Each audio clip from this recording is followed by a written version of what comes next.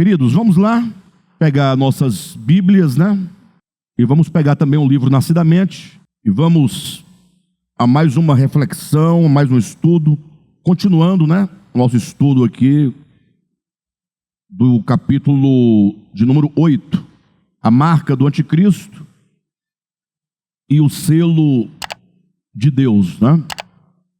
É importante nós lembrarmos, queridos, que esses dois temas, a marca do anticristo e o selo de Deus, são dois temas que se encontram no livro do Apocalipse e que a maioria dos cristãos estão, pelo menos do ponto de vista dogmático, conceitual, os cristãos estão atentos, em certa medida, ao sinal do anticristo, à marca da besta, né? Ou pelo menos todos sabem que há esse tal selo, em que em algum momento, conforme se entende, os homens serão selados com o selo do anticristo, com a marca da besta, que é o número 666. Nós já falamos sobre o modo como a maioria dos cristãos enxergam esse selamento. Eles pensam no momento específico da história em que aparecerá um homem poderoso, detentor dos poderes de todas as nações, poderes políticos, econômicos e religiosos, inclusive. Ele vai impor, portanto, não somente a sua autoridade, mas dizem, ele vai impor a si mesmo como objeto de adoração. Daí ele vai marcar todas as pessoas da terra, dizem. Quero repetir isso para que fique claro para vocês, é a visão tradicional, com uma marca, né? E as pessoas não sabem exatamente que marca é essa, mas sabem que vai ser uma marca para identificar quem está com ele. E quem não recebe a marca da besta, não é dele, aí será perseguido, morto, uma série de coisas que os irmãos já sabem como que é esse entendimento. Agora, a grande questão que nós precisamos perguntar e refletir é que a Escritura diz que aquele que recebe a marca do anticristo, ou aquele que é marcado, que é selado com o selo do anticristo, esse será lançado no lago de fogo. Ou seja, isso é de uma gravidade tão grande, né? Imagine só alguém receber uma marca e porque recebeu essa marca, será lançado na danação eterna, na morte eterna, sofrerá a morte eterna. Logo, por ser uma coisa dessa natureza, dessa gravidade, nós temos que pensar, perguntar, que marca é essa, que selamento é esse, de tão grave que custará a vida eterna de uma pessoa? E quando nós ouvimos as pessoas, o modo como que as igrejas, as correntes teológicas apresentam, eles dizem não, que é uma marca, desde um carimbo a um chip, a um laser, alguma coisa, que alguém pode aceitar ou rejeitar quando lhe for proposto. Mas já imaginou se porventura, e os crentes morrem de medo disso, que todas as nossas, os nossos documentos pessoais, nosso nome, CPF, RG, conta bancária, salário que a gente recebe, tudo for reduzido para dentro de um chip de informação. Um chip. E aí o que você vai fazer se isso vier a acontecer? Já pensou nisso? Eu fico pensando aquelas pessoas, sobretudo pastores de grandes igrejas, que movimentam muito dinheiro nas igrejas, né? Que acreditam dessa maneira, que se isso vier a acontecer, e é muito provável que aconteça, porque a tendência da tecnologia, da inteligência tecnológica, é ir se livrando dessas coisas arcaicas, né? Uma cédula já é uma coisa arcaica. A cédula de dinheiro já é arcaico. A revolução do Pix, hoje em dia, o que é Pix? Você recebe dinheiro, você faz pagamento em qualquer lugar, e você nunca vê o dinheiro. O dinheiro é só um símbolo, só um número no banco. Ainda tem as cédulas, mas isso aí logo, logo vai desaparecer, como também desapareceu a ficha telefônica, cartão telefônico e outras coisas dessa natureza.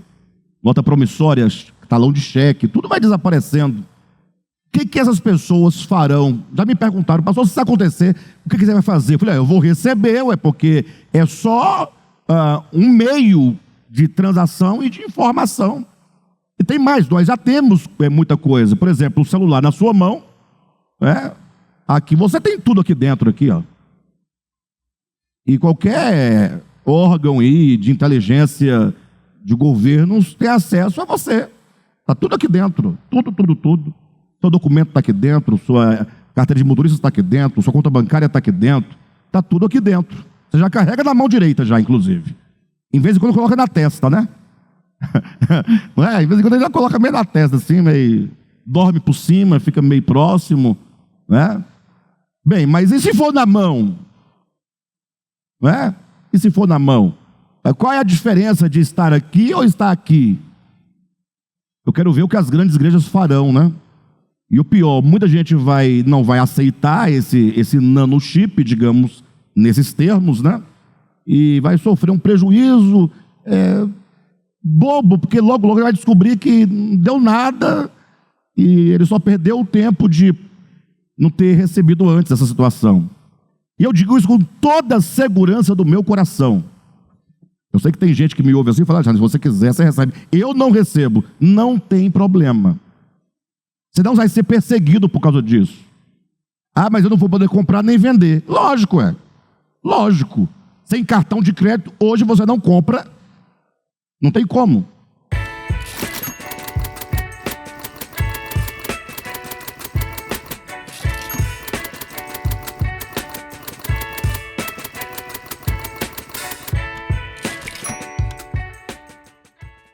Sem Pix, você não paga e não recebe. E daí? Qual a diferença? Eu tenho plena convicção que o selo da besta não tem relação alguma com essas coisas. Absolutamente. Na Bíblia, a ideia de selo não é uma coisa externa que se coloca, não é uma marca humana, não é uma marca física, não é uma marca material. O selamento de que diz o Apocalipse, entendam claramente isso. Ora, se vocês buscarem desde o Antigo Testamento, vocês podem começar em Gênesis, vem buscando lá de trás, 2 árvores. Nós estamos insistindo, não eram árvores. Ali são 2 símbolos que representam a vida e a morte. Quem se alimenta da árvore do conhecimento morrerá eternamente, já está lá. E quem se alimenta da árvore da vida viverá eternamente. Então, essas 2 bases já estão em Gênesis. Se você continuar ao longo da Escritura, você vai ter Jerusalém como sendo ali representando a base do governo de Deus sobre a terra, onde está a bênção de Deus, onde está o governo de Deus, onde está o trono de Deus, onde está a lei de Deus, onde está a vontade de Deus. E você tem Babilônia, que é inimiga de Deus, que se opõe a Jerusalém, que também estão na mesma base de significados das árvores, que é a vida e a morte. É o reino de Deus, o império das trevas. E se você continuar vindo de lá para cá, você vai encontrar sempre esses 2 paradigmas: o caminho largo, o caminho estreito. Chegando nos evangelhos, tem a serpente hasteada, em Gênesis tem a serpente que rasteja. São 2 princípios em toda a Bíblia. Ao chegar no Apocalipse, nós teremos lá a Nova Jerusalém e a Grande Babilônia. Ora, a pessoa que interpreta o Apocalipse achando que a Nova Jerusalém é uma cidade física, essa pessoa ou ela tem problema, ou nunca parou para pensar, ou é extremamente dogmática, cega, que entregou a sua vida à orientação de outras pessoas que têm interesse na manipulação dessa pessoa. Porque se você perguntar para o anjo, lá de Apocalipse capítulo 21, o que é a Nova Jerusalém, o anjo, na voz do anjo é dito, ela é a esposa do Cordeiro. O Cordeiro há de se unir nessa união mística, nesse casamento místico com a sua noiva, com a sua esposa. E esta é representada no Apocalipse por uma cidade gloriosa. A cidade tem a glória de Deus. Ele fala: Alexandre, mas pelo amor de Deus, diz que as portas são de pérolas. Tem 12 portas, 3 para o norte, 3 para o sul, tem fundamentos, tem muros, tem um trono no topo, tem um rio, tem a árvore da vida. Mas o próprio Apocalipse diz que lá é a noiva do Cordeiro. Ao passo que, em oposição a essa noiva, a essa esposa pura, tem a grande Babilônia, que é uma mulher prostituta. São 2 mulheres, que são 2 cidades, uma pura, outra impura, que representa 2 segmentos da humanidade. Por isso que também no Apocalipse tem 2 selos. Queridos, Deus vai selar homens e mulheres com o selo de Deus, o selo que é o nome do Pai e o nome do Cordeiro na testa. Agora vamos imaginar, se você quiser interpretar isso literalmente, aonde nós vamos chegar? Imagine só, a irmã Maria de Cerqueira está com quantos anos? 78 anos, nunca fez uma tatuagem. Agora vai chegar um anjo e vai escrever na testa da irmã o nome do Pai e o nome do Cordeiro, escrito aqui. Vocês veem sentido nisso? Mas assim, a mãezinha percebe que não tem sentido? A Bíblia diz que o selo de Deus é o nome do Pai e do Filho na testa. E tem gente que fala: não, pode escrever. Se for o nome de Deus, pode escrever. E eu pergunto: se você escrever o nome do Pai aqui, do Filho, na sua testa, o que vai mudar na sua vida? Se o reino de Deus está dentro de nós, e se o pecado procede de dentro do homem, por que escrever aqui fora o que e para quê? Então não faz sentido. Então, do mesmo modo, é o selo da besta, que é o nome da besta. E aqui é muito importante nós fazermos um breve recorte aqui de como a Escritura apresenta a questão da besta. A gente fala: a besta do Apocalipse 13, já ouviram esse termo? A expressão, a besta do Apocalipse 13. Já se perguntou por que besta? A gente vai reproduzindo as expressões, vai ficando tão normal que a gente não sente a estranheza, né? Por que besta?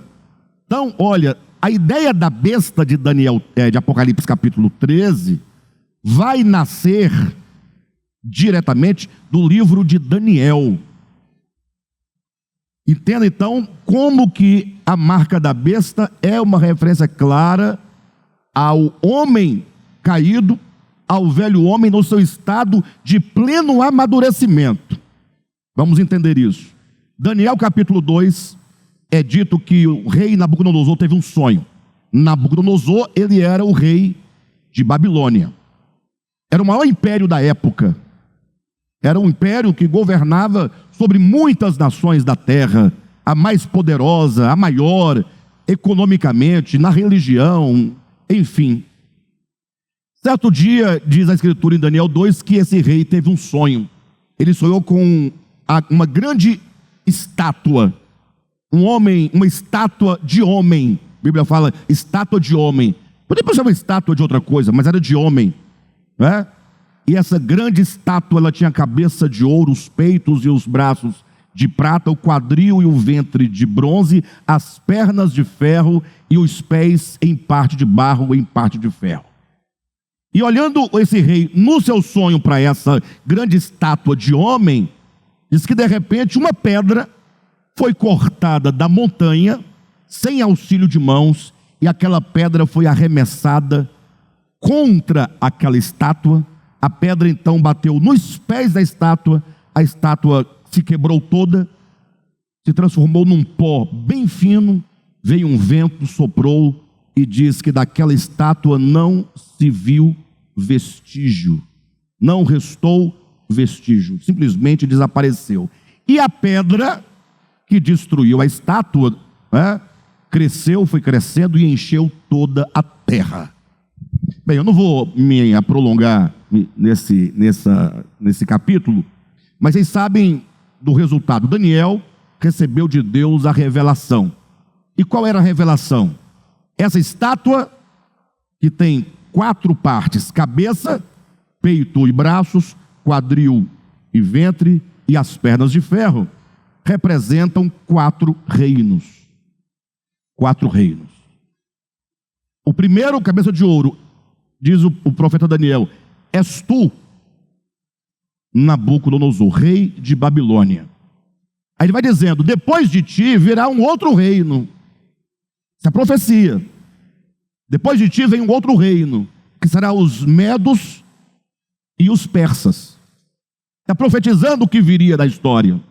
Depois dos medos e persas, que são ali de prata, virá um terceiro reino, que é de bronze, que seria a Grécia. E depois desse outro reino, que é a Grécia, virá um quarto reino, que são as pernas com os pés, que é o Império Romano. Mas o que é interessante é que quando ele chega nesse quarto reino, que seria o Império Romano, não é dito Império Romano. Você vai encontrar a Grécia, vai encontrar a Medo-Persa, mas tratando do Império Romano, fala que virá um reino muito poderoso, de ferro, que vai esmagar, que vai destruir, que vai triturar a humanidade. Isso é o sonho de Nabucodonosor e a interpretação de Daniel. E Daniel então diz assim: e quando então essa pedra que foi cortada destruir todos esses reinos, essa pedra vai encher toda a terra, e esse reino dessa pedra crescida será um reino que não passará jamais. O que nós temos em Daniel capítulo 2? 5 reinos: 4 da estátua, Babilônia, Medo-Persa, Grécia e Roma, e o 5º reino é o reino de Cristo, que vai encher toda a terra, e esse reino não vai passar. Por que esse reino não vai passar? Porque Babilônia passou para dar lugar aos Medo-Persas. Os Medo-Persas passaram para dar lugar à Grécia. A Grécia passou para dar lugar a Roma. E Roma está até hoje. Porque essa Roma, que são as pernas de ferro, e os pés dividido, parte de barro, parte de ferro, é essa Roma ocidental, Roma oriental, que uma vez que foi fragmentada, dividida, com a invasão dos godos, dos visigodos, dos érulos, dos vândalos e aqueles povos bárbaros todos, o Império Romano foi fragmentado e hoje é a atual Europa. Então a profecia cumpriu-se cabalmente. Então nós estamos vivendo nos pés da estátua. Então, do ponto de vista profético de Daniel 2, você pergunta: qual é o próximo passo da profecia? É a pedra. Não virá outro reino depois dos pés que vai passar. Os pés, que é Europa, Roma dividida, a atual Europa, é o último dos reinos. Não vai vir um outro reino depois. Ou seja, virá o 5º reino, mas esse que virá não passará jamais. É o reino eterno. Essa pedra é o reino de Cristo. Bem, isso está em Daniel 2. Tranquilo? Daniel capítulo 7. Essa mesma profecia vai se repetir no capítulo 7. Mas agora, ao invés de ser um sonho dado a Nabucodonosor, vai ser uma visão dada por Deus diretamente a Daniel. E Daniel, ele vai ver os mesmos reinos. Os mesmos reinos. Só que agora, ao invés de ele ver a estátua de um homem, porque os reinos do mundo é formado de quê? De humanidade, é um grande homem. Agora, na visão de Daniel, quando você olha da perspectiva de Deus, Deus não vê homem, ele vê o homem como feras, ele vê o homem como animais, porque o homem caído tem esse instinto animal de decadência, de queda, de falta de espiritualidade. Na verdade, o homem, ele já nasce, com esses traços e instintos caídos do pecado, animalescos, de violência. E ele então vai o quê? Ascendendo, vai sendo salvo, sendo transformado, até ele atingir, né, na sua ascese, um nível de iluminação, que é a ideia que Paulo coloca de homem perfeito. Mas as suas origens, no começo, é caída, é terrena, é animal, né? Enfim, então aos olhos de Daniel, esses mesmos reinos agora são vistos como animais. Babilônia é vista como um leão, os medo-persas, eles são vistos como um urso, a Grécia é vista como um leopardo. Atenção, e o quarto reino, que são as pernas, é visto como um animal terrível, um animal que não existe na natureza. Leão existe na natureza? Urso existe na natureza? O leopardo existe na natureza? O que Daniel veio como quarto animal não tem nome, é uma besta selvagem. É uma besta selvagem. Besta selvagem é um animal indescritível, estranho, isso que é chamado de besta. Então o Império Romano, o último dos reinos, é chamado de besta. Estão entendendo, pessoal? E aí o quinto reino fala que Daniel viu quando o ancião de dias, que estava no seu trono, chamou o Filho do Homem para lhe entregar nas mãos o reino eterno, que é a pedra. Então a correspondência é exata. E isso tudo no livro de Daniel. Quando João vai escrever o Apocalipse, no ano 96 ao 100 da era cristã, Babilônia já tinha passado, já era passado. Os medo-persas também já tinha passado, já não era mais profético, já era história. A Grécia já tinha passado, a Grécia de Alexandre o Grande já tinha caído, já era passado. E estava vivendo então João no exato momento do quarto animal, do quarto reino, que é Roma. Por isso que lá no Apocalipse não vai dizer nem do leão, não vai dizer do urso, nem do leopardo. Por quê? Porque foram os reinos já cumpridos e passados. Mas vai aparecer somente a besta, que é o Império Romano. Só que essa besta, ela traz em si as características dos reinos anteriores. Ela tem dentes de leão, tem pés de urso, né? E garras de leopardo, uma coisa assim, né? Enfim. Claramente, já Apocalipse capítulo 13 traz essa besta, que não somente é o quarto animal, mas traz as características dos anteriores. O que significa que esse Império Romano, ele é como se fosse a consumação de tudo que veio antes dele. Bem, qual que é a ideia? É que se esses animais se consumam no Império Romano, e todos eles são vistos na estátua de homem, em Daniel 2, o que é a estátua de homem? É a humanidade, é a somatória de todos os reinos, de todos os homens. Logo que nós não fazemos parte dessa humanidade, no sentido espiritual, porque nós fazemos parte da pedra, do reino de Cristo, enfim. Mas o fato é que essa besta aqui fala, portanto, do conjunto da humanidade, que chegou no nível, não é, de uma consciência coletiva animalesca, animal, bestial, caída, degradada, que é inimiga de Deus. É um símbolo do homem caído na sua plena consumação. Então imagine só que, se os homens ao longo da história foram perversos, imagine agora como esse homem do pecado, ele vai amadurecendo. O amadurecimento do homem do pecado é a plenitude do pecado, é o pecado na sua máxima força, na sua oposição frontal e direta contra o eterno, contra o Criador. Então, quando fala da besta, estamos falando desse homem velho, caído, amadurecido. Agora, o que significa esse selamento? Ser selado com o nome da besta é que esse ministério da iniquidade, esse mistério da iniquidade, ele quer ser trabalhado dentro do homem. Quantos homens forem selados com o selo da besta, eles fazem parte dessa grande besta. Eles fazem parte desse grande homem amadurecido do pecado. A Bíblia vai chamar de o homem da iniquidade, o filho da perdição. Por isso que, para alguém ser selado com o selo da besta, não é questão de você pegar um número, ou pegar um chip, ou escrever na testa, não.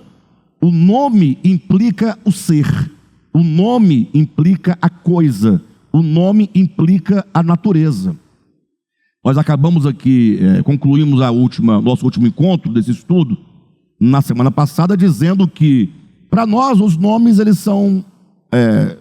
não tem nenhuma relação com a coisa, nenhuma relação. Você chama, o seu nome pode ser José, Maria, Tiago, Antônio, seja qual for, e qual é a relação que esse nome tem com você? Nenhuma, absolutamente, até porque você pode trocar de nome, você pode esquecer seu nome, sim ou não? Seu pai poderia colocar um outro nome em você e não este. E este nome, ele é objetivo, ele não faz referência à sua pessoa. Tanto é verdade, né, que quantos Alexandre não existem por aí? E são pessoas diferentes, com o mesmo nome, sim ou não? Agora, na cultura semítica, hebraica, quando se fala de nome, eles estão falando do ser. Existe uma correspondência profunda entre o ser, a natureza, com o nome. Eles dão o nome de acordo com o significado essencial da coisa. Por isso nós vamos encontrar Deus mudando o nome de Jacó para Israel, Deus mudando o nome de Sarai para Sara, Deus mudando o nome de Abrão para Abraão, né? Enfim, então, falar de selamento na testa ou na mão, e esse selamento é do nome da besta ou do nome do pai do cordeiro, significa ser o homem selado na sua alma, na sua consciência, é ser forjado no seu interior segundo a natureza do nome. Ou você está se tornando Cristo, sendo cristificado, deificado, santificado, tornando-se um só corpo com Deus, ou você vai sendo construído, formado, conformado à imagem do velho homem. Por isso que a Escritura em Apocalipse, em Romanos capítulo 5, vai dizer que aos olhos de Deus só existem dois homens, Adão e Cristo. Não tem o que fazer. Ou é a besta ou é o Cristo. Ou é o selo da besta ou é o selo de Deus. Então, o selamento é aquilo que há de mais importante em nossas vidas. Não é sem razão, eu imagino, que o império das trevas tem feito de tudo para conduzir os cristãos para longe do significado real dessas coisas espirituais e fazendo-os perder o seu tempo com coisas. Por exemplo, quando alguém se preocupa, digamos, com a cor das unhas, a cor da unha não muda a sua essência. Não muda. Se é vermelha, se é... mas se for vermelha é da pomba gira. Depende. Quem comprou o esmalte? Se você comprou com o seu dinheiro, é seu. Entenda, a Bíblia diz que nada há fora do homem que o possa contaminar. Qual a nossa dificuldade em entender isso? Qual a dificuldade de ouvir e falar que Jesus está certo? Ele vai dizer que é do coração que procedem. Tudo de mal procede de dentro, não é de fora. Logo, o que está fora não pode contaminar o homem. Não tem como, não entra para o espírito humano, não entra para a consciência. O nosso problema está no coração e na consciência. Logo, o que há de mais importante é: você é um ser em construção. Você está sendo moldado. Lembre-se, você está sendo selado. Eu tive uma comunhão com uns irmãos essa semana e nós estávamos tratando da questão da salvação, né? Porque diante dessa minha fala surge um grande questionamento. Perfeito? Qual é o grande questionamento? Ora, no domingo você está dizendo que Deus tem uma obra, Ele vai realizar a obra e todo joelho vai se dobrar, toda língua vai confessar e vai ser uma maravilha no final. Aí na quarta-feira você diz que não, que tem um homem mau, tem um homem bom, celulado daqui, celulado dali, tal. E como é que vai acontecer isso? Como é que você consegue reunir essas coisas tão antagônicas, né? Bem, a primeira coisa que nós devemos entender é que a Bíblia nos mostra duas perspectivas de leitura e de compreensão. A primeira perspectiva é quando você olha a Escritura do ponto de vista de Deus. Quer um exemplo prático? Como é que eu vou olhar a Bíblia do ponto de vista de Deus? Pedro vai dizer assim: olha, vocês estão achando que Deus está retardando a sua promessa? O que vocês acham? Deus está retardando?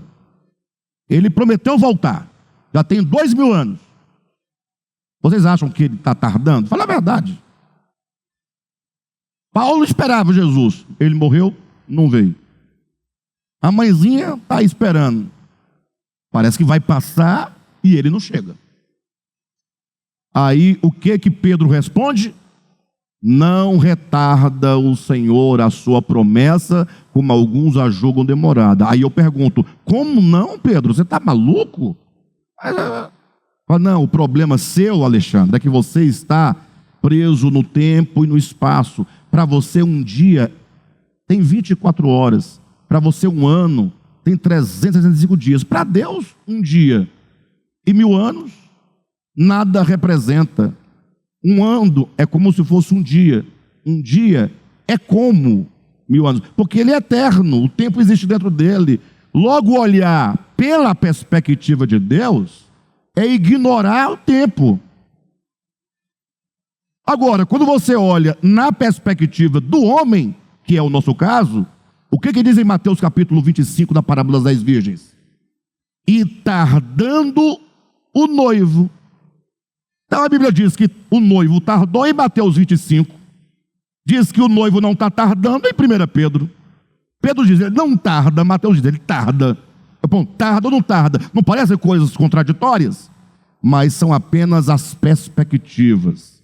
Da perspectiva de Deus, nós temos todas as proclamações, tanto de Jesus como sobretudo de Paulo, quando fala que no último dia todo joelho vai se dobrar e toda língua vai confessar, porque essa consumação, essa obra não passa por mim, não depende de mim, é obra de Deus. Ele começou, Ele está fazendo, Ele terminará, é a vontade dEle, é o poder dEle, é a soberania, é a perspectiva de Deus. Então eu tenho que só confessar isso.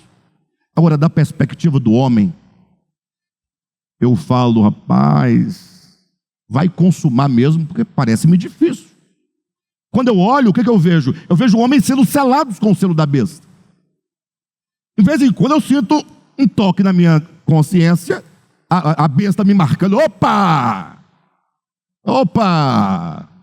Mas também, em muitos momentos, o Espírito Santo selando. É uma guerra. O fato é que Deus, na sua economia, e agora estamos falando com os olhos da perspectiva humana, porque é assim que nós entendemos a estrutura escatológica, Deus, Ele sabe de tudo. Logo, Ele deixou claro que a grande solução de Deus, vocês nunca ouviram isso, ou pelo menos dessa maneira, o grande instrumento divino que resolve tudo, chama-se lago de fogo. O fogo de Deus, destruidor, que vai limpar o universo de todas as coisas pecaminosas e perversas. De fato, o lago de fogo foi feito para o diabo e seus anjos, não para o homem. Não para o homem. E quem sabe o que é diabo entende. Ora, quem não sabe o que é diabo não vai entender. O lago de fogo é para destruir o diabo. É esse diabo que será destruído, e todos os seus anjos, seus mensageiros, seus tentáculos, suas extensões. Que o rei, o império das trevas e o diabo é como um polvo. Tem aquela grande cabeça ali, mas tem os seus tentáculos, seus emissários. certamente o homem individualmente ele é um grande tentáculo quando ele está no mal dessa consciência coletiva que será destruída no lago de fogo. Não o homem, mas a sua consciência caída. Então, Deus, ele tem na sua economia, no seu plano, os meios. O fogo vai queimar tudo o que é negativo. Aí agora, pasmem. Não é sem razão que o rico da parábola do rico e Lázaro foi para o fogo. E não é sem razão que o rico da parábola, lá em Romanos 11, são os ramos da oliveira que foram cortados. Porque o Lázaro que estava na miséria e no fogo da desgraça, que foi para o seu de Abraão, era o ramo do zambujeiro bravo. Os gentios. Mas então ele foi para o fogo. Aí Paulo vai dizer, mas depois de um tempo, Deus vai reenxertar os ramos que foram cortados. E agora, uma vez reenxertados, assim Deus o faz para usar de misericórdia para com aqueles e para com estes. Logo ele usa de misericórdia para com todos. Só que nenhum escapa do fogo. Pensem nisso. Ninguém escapará do fogo. O fogo é necessário para consumir tudo aquilo que é negativo, que entrou no universo, que não faz parte da obra de Deus. Pasmem, por esse motivo também é que diz que nós seríamos batizados com o Espírito Santo e com fogo. Por isso que Pedro, na sua primeira epístola, capítulo 4, fala do fogo ardente. Por isso que a Bíblia vai falar claramente que se o juízo, que a hora de começar o juízo pela casa de Deus é chegada. A hora é chegada de começar o juízo. E ele começa limpando pela igreja. É o fogo que arde. 1 Pedro capítulo 4. Do 13 em diante ele vai falar do fogo que arde. E aí ele vai chegar no versículo 15, no 16 e no 17 ele vai dizer que esse fogo é o juízo de Deus purificando a casa de Deus. Ou seja, o fogo eterno começa a consumir e a limpar pela casa de Deus. Quem está entendendo? E Pedro diz, e se começa pela casa de Deus e é deste modo, agora imagine quando esse fogo chegar no ímpio. O que eu quero dizer com tudo isso, o que tem a ver com o selo da besta e o selo de Deus? É que você vai ter que escolher se você vai enfrentar o fogo hoje, se você vai enfrentar depois da morte, se você vai enfrentá-lo no milênio. Porque no novo céu e nova terra, tudo terá sido feito novo. Aí é uma escolha sua, não tem problema. A grande questão é que se você deixar para depois, né, você vai ser trabalhado, só que aí você vai ficar fora das bodas do Cordeiro, você vai perder o reino milenar, o reinar com Cristo, você vai perder uma série de coisas maravilhosas, o gozo do Senhor, que é a alegria, que é a plena realização. Quando a Bíblia fala sobre o gozo do Senhor, é a verdadeira satisfação, a verdadeira alegria, que é a plenitude do homem para aquilo ao qual ele foi criado. Então, se você hoje, por exemplo, alimenta os desejos da sua alma, como diz na linguagem bíblica, está ganhando a sua vida, você vai perdê-la. No reino milenar, na vida do Senhor, você vai perder. Só que nós temos um problema muito grande. Eu me recordo de uma situação. Eu tive uma causa trabalhista há muitos anos, eu era adolescente. Tive uma causa trabalhista, eu tinha meus 15 anos de idade. E aí a causa tinha uma audiência marcada e, segundo os cálculos lá do advogado, eu iria ganhar uma quantia X, que eu não sei quanto, não me recordo. Só que estava demorando chegar a audiência, e depois ganhar a audiência, e depois sair o dinheiro, estava demorando. E aí eu cheguei para uma pessoa e falei: fulano, eu estou precisando de R$20. Eu estou falando em números aqui hipotéticos, eu não me lembro de valores, tá? Estou precisando de R$20. Não, porque eu não tenho e tal. Rapaz, me empresta os 20, eu te pago, quando sair minha causa lá, eu te pago 50. Estava trocando 20 por 50. O camarada achou interessante a troca, me emprestou os 20. Não, foi pago, foi tudo pago. Aí passou 2 dias, porque R$20 não dura mais que 2 dias, né? Aí me empresta mais 20. Você me paga 50? Pago. Anota no caderno, 50, 100, vai. Eu sei que no final eu devo ter pego uns 100 e ter pago uns 1.000. Agora, pensa só, o que esse exemplo quer dizer? Na ânsia de querer ter 20, eu perdi 100. Na ânsia de ter 100, eu perdi 1.000.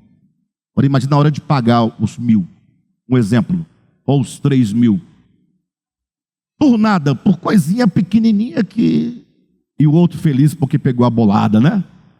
Agora veja na hora o arrependimento. Se eu pudesse voltar, eu teria esperado com paciência. É só um mês. Aguenta. Você vai pegar a bolada. No caso de Esaú, que é o exemplo que a Silvia está trazendo, ele tinha o direito a uma primogenitura. Só que para ele receber a primogenitura, tinha que esperar o pai morrer, ou então chegar à porta da morte. E o pai estava novo. Vai demorar. O que ele fez?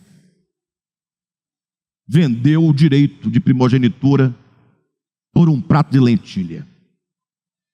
O que eu fiz, ele fez. Só que ele fez por um prato de miojo. E eu fiz por menos que isso. Mas o fato é que quando chega o dia de receber a primogenitura, que o outro já levou a primogenitura e não tem mais nada para receber, o que diz a Escritura? Que Esaú, procurando lugar de arrependimento, não encontrou. Gente, Deus está falando. Ele sabe. Ele está dizendo: olha, não vamos fazer isso hoje, não vamos vender hoje, não vamos deixar para amanhã, não ignore que o amanhã é maior do que o hoje. Vamos hoje nos entregar ao reino de Deus para estar com Ele na sua volta, na sua parousia, no seu reino. Não, isso aí Mas o dia vai chegar. E quando chegar, como é que nós vamos lidar com isso?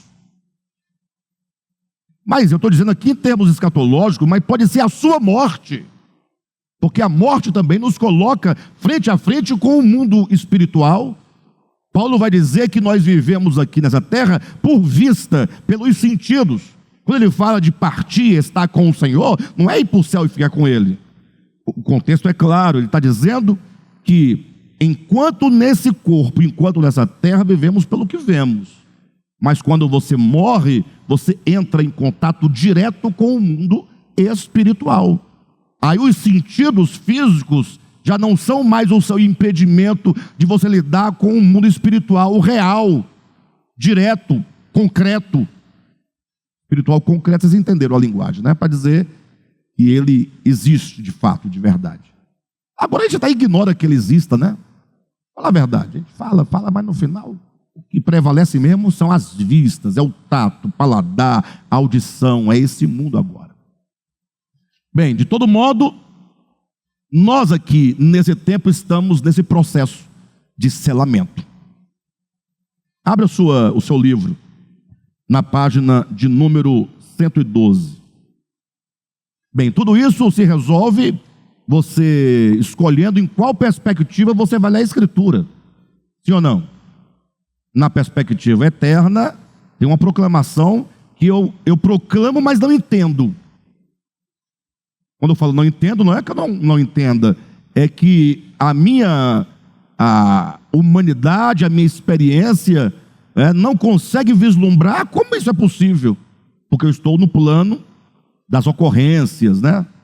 Do tempo, das limitações humanas.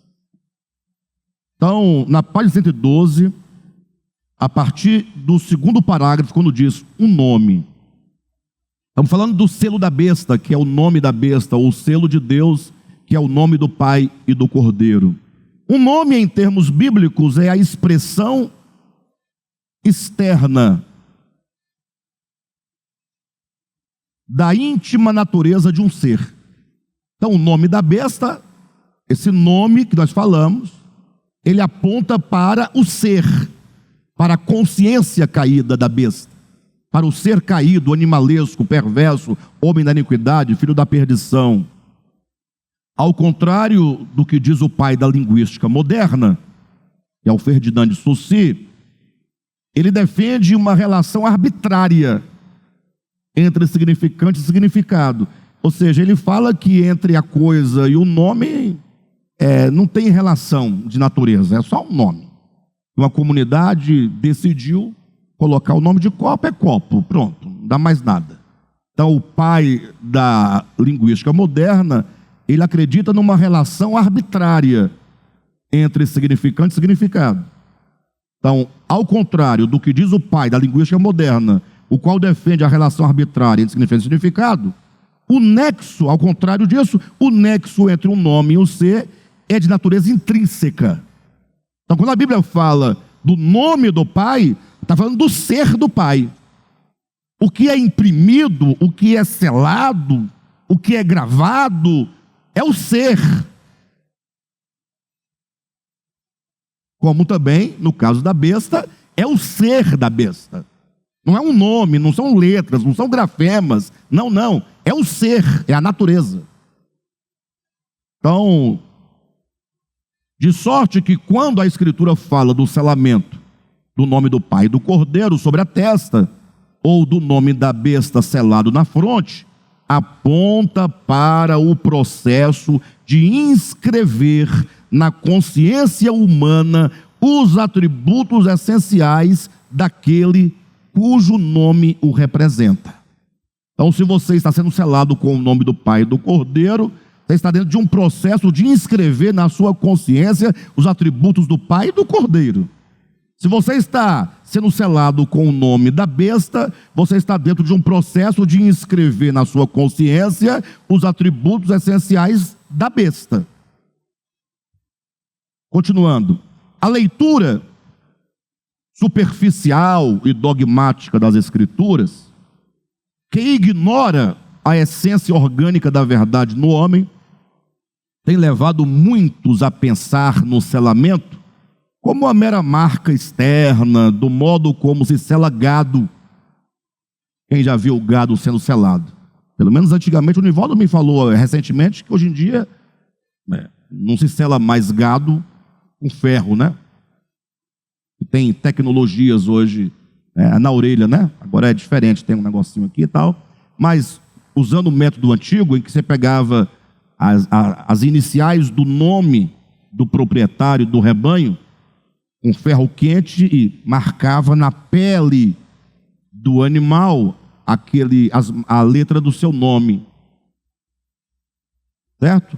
Aí eu pergunto, quando o ferreiro lá, não sei se é a pessoa que faz isso, ferrava o animal com as letras iniciais do nome do proprietário, aquele animal passava a participar da natureza do homem? Não. É só uma marca externa. Não tem relação de natureza. Então, veja, a leitura superficial e dogmática das Escrituras, que ignora a essência da verdade, a essência orgânica da verdade no homem, tem levado muitos a pensar no selamento como uma marca externa do modo como se sela gado. Esse tipo de selamento apenas identifica a coisa ao seu proprietário, mas não estabelece nenhuma união vital entre ambos.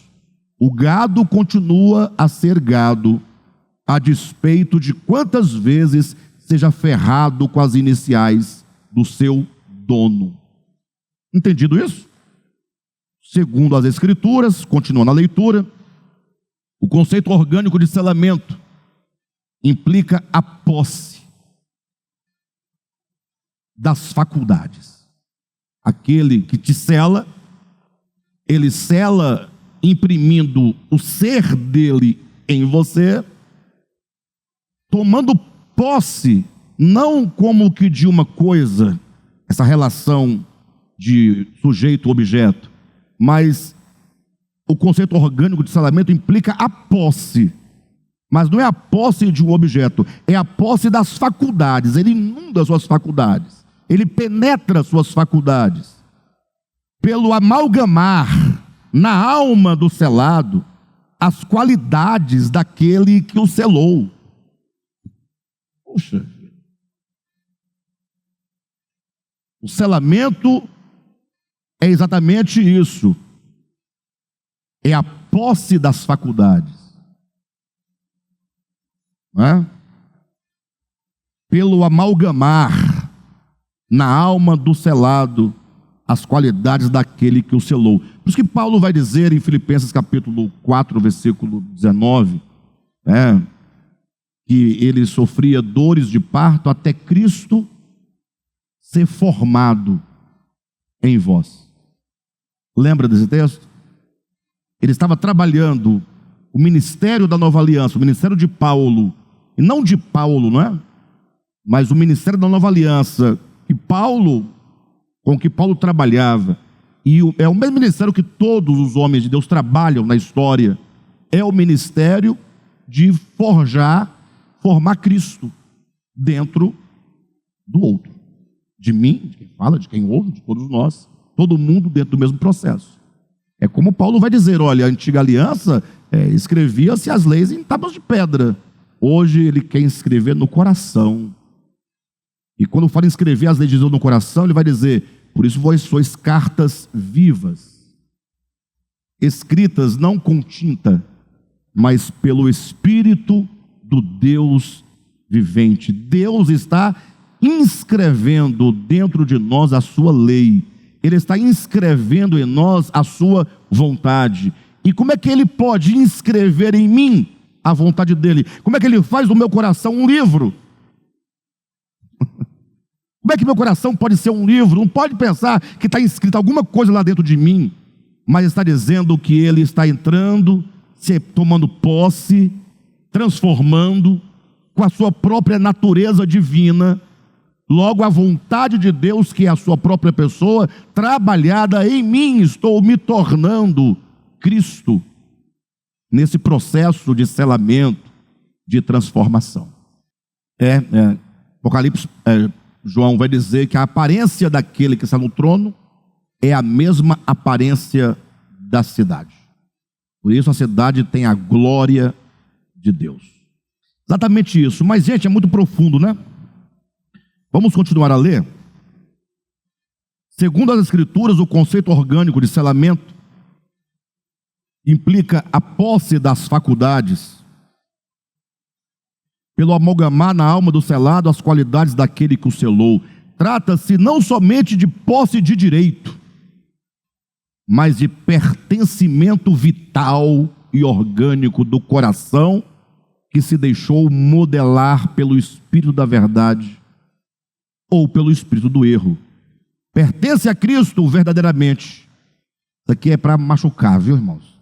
Pertence a Cristo verdadeiramente somente aquele em cujo coração está sendo Cristo formado e em cuja consciência está sendo gerado o mesmo sentimento de Cristo Jesus.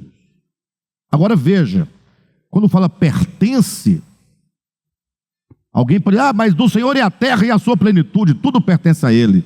Mas não é desse pertencimento de que nós estamos falando. Olha bem para o que está sendo dito. Não é? trata-se não somente de posse de direito, ou de direito de posse, mas de pertencimento vital e orgânico do coração que se deixou modelar pelo Espírito da verdade ou pelo Espírito do erro. Pertence a Cristo, esse pertencimento vital, somente aquele em cujo coração está sendo Cristo formado e em cuja consciência está sendo gerado o mesmo sentimento de Cristo Jesus. O mesmo se pode dizer daqueles que estão sendo selados pela marca da besta. Em seus corações estão sendo engendrado o mesmo sentimento do anticristo, do império das trevas, e uma consciência anti-evangelho está sendo formada em seu interior.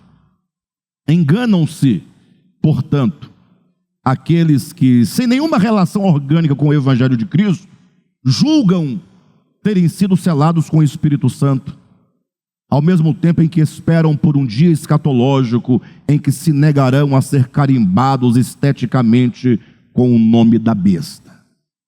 Tem que explicar isso aqui, viu, pessoal? Que parece óbvio, mas não é tanto assim.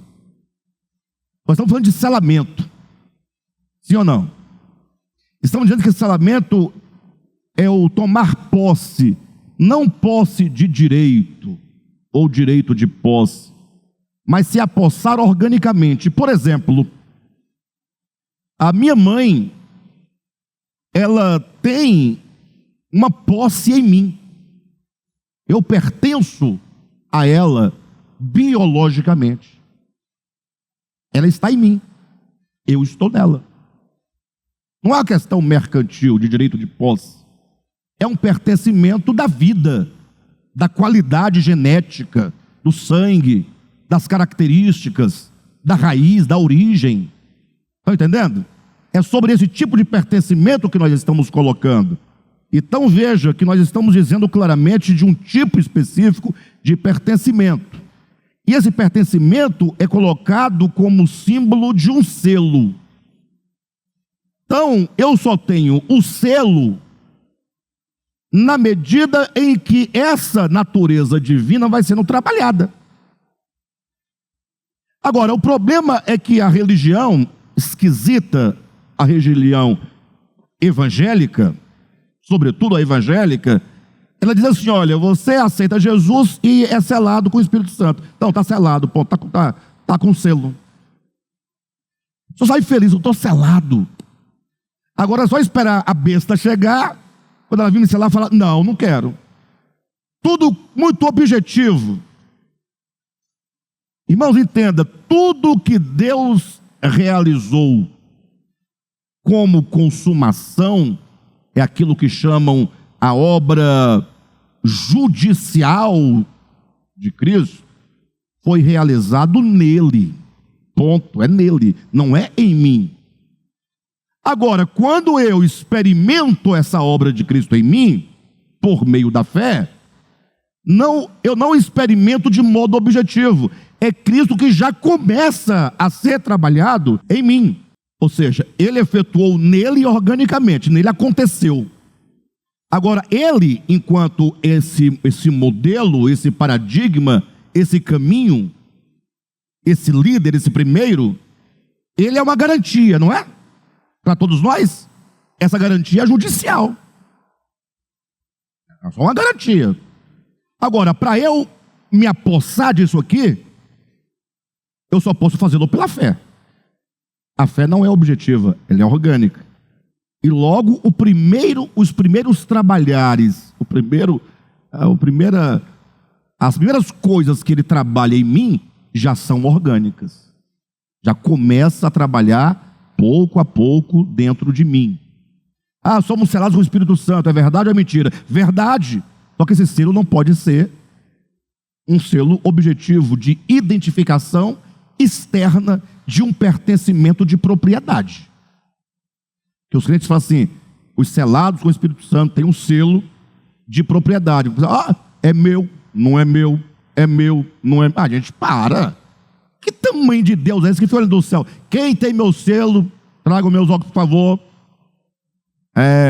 Esse não é meu, esse tem.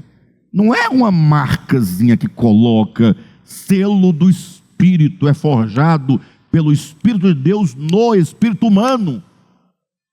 É aquele que se torna um só espírito com o Senhor.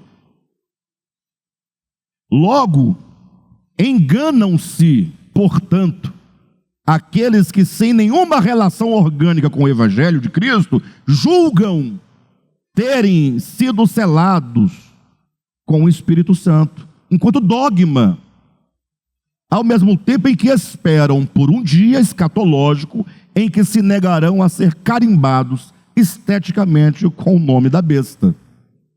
Quando abrirem os olhos, dar-se-ão conta de que, não tendo o selo de Deus em seus corações, já estavam há muito identificados com a besta. Essa é uma advertência mais ou menos assim: não viva a vida cristã de modo conceitual, dogmático, ritualístico, escriturístico. Somente. Ou é experiência, ou não tem nada. Não tem nada. Vou provar para vocês. Quando Cristo veio, a Bíblia diz que ele começou a proclamar o Evangelho. Foi proclamando o Evangelho. Marcos capítulo 1, versículo 15, proclamando o Evangelho, dizia: é chegado o reino de Deus, tal, tal, tal. Ele morreu na cruz, derramou seu sangue, e assinou ali a nova aliança, a aliança do Espírito, né? A aliança da verdade, a aliança da justiça. E a igreja nasceu ali em Atos capítulo 2. Eu pergunto, já havia neste momento da igreja do primeiro século ali em Jerusalém, no dia de Pentecostes, já havia o livro de Mateus escrito? Marcos, Lucas, João, Atos, Romanos, Coríntios, Gálatas, Efésios. Vocês sabiam que o primeiro livro da Bíblia, no Novo Testamento, foi escrito por Paulo?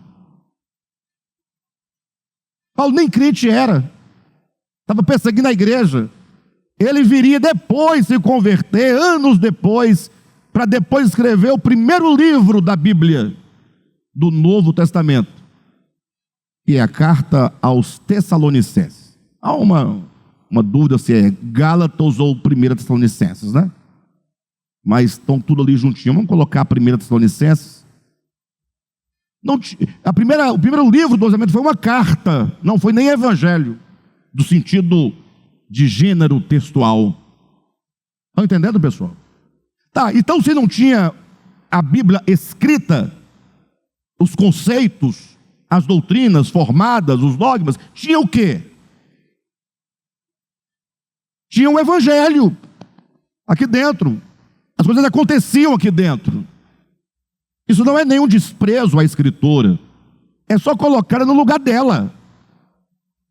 E parece ofensivo colocar a Bíblia no lugar dela, mas é lógico, porque se você não colocá-la no seu próprio lugar, você vai tirar Cristo do lugar que ele deve ter, porque Cristo é a palavra de Deus. Cristo é o Evangelho.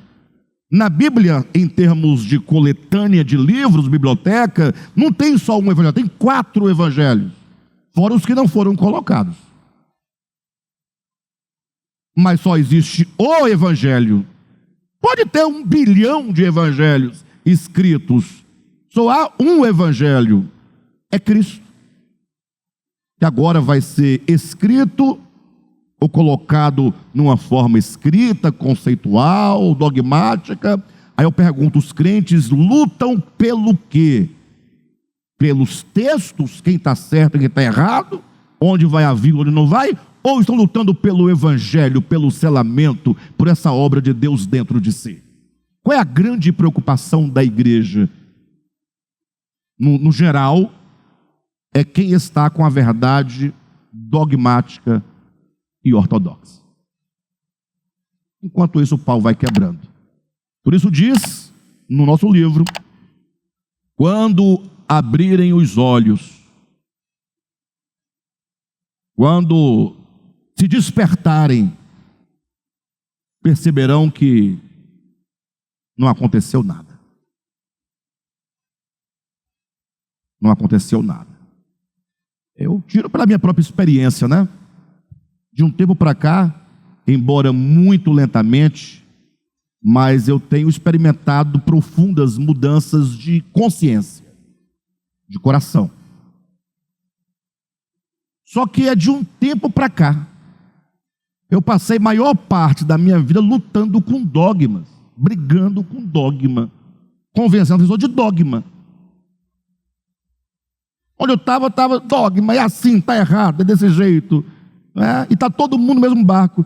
Quando eu percebi, eu estava com quase 40 anos de idade e não aconteceu nada. Eu estava pior, estava piorando. Mas como é que eu estou piorando?